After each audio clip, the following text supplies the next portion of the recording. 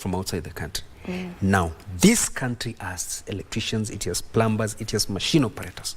Why do we deliberately craft covenants and instruments that exclude Kenyans in the work that they are capable of doing? So we're saying we don't lack the workforce. We don't lack the skill sets. We have resources here. But somehow, decisions by decision makers favors non-Kenyans to be able to be involved in this project. And you say this is not sustainable for two reasons. Number one,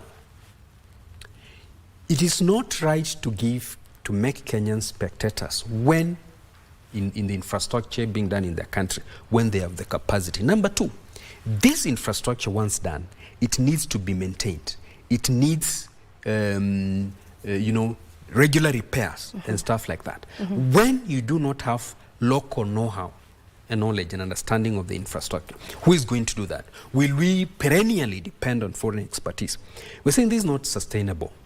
And we know it is a couple of decisions that needs to be made, and we do things right, and we correct this anomaly, because then we are setting ourselves to a situation whereby will perennially be dependent on foreign expertise, and no country that has developed without investing in its own people, in developing its own local capacity. And we are saying, look, we are not hostile to foreign expertise and all that working in our countries, because we work in other countries.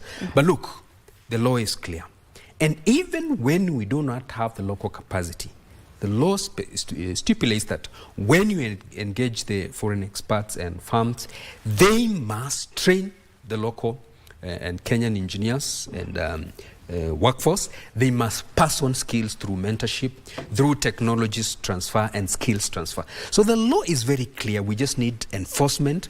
And I can tell you for sure, we have enough skilled, trained, experienced, knowledgeable engineers, technologists, technicians and artisans to be able to run the infrastructure development in this country.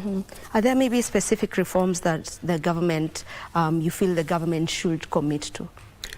Critically, we have said and been very loud that every time we are working around these finance agreements for infrastructure and all that, and especially when we have funding from development agencies, please involve us as engineers. Let us give our technical input. It is not fair to have Treasury and other agencies to run these efforts. There is no inclusion of technical people who then understand the technical aspects and make the right decisions that safeguard the interests of this country. We want to believe that there are good intentions out there. We want to believe that the infrastructure development is necessary.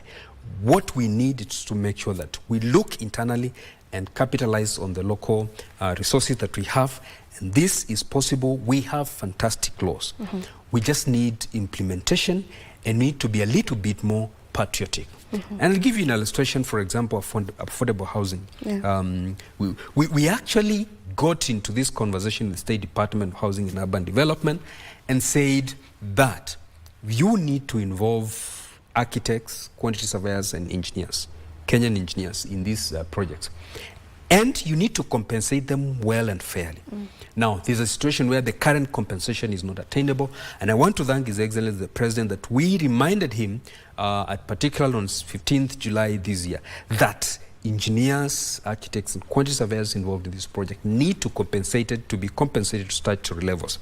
So the statutes are there, but someone is mischievously hell-bent on not complying with them. You know, when we talk about Kenyan engineers being sidelined and remaining sidelined for a while now, what repercussions does this, have?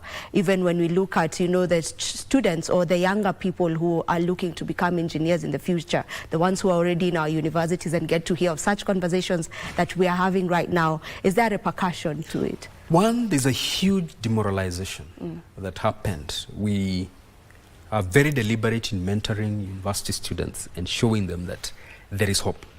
But when you create infrastructure and exclude Kenyans from implementation of this infrastructure, then you are demoralizing them. Two, you are depriving this country human resources for the years to come.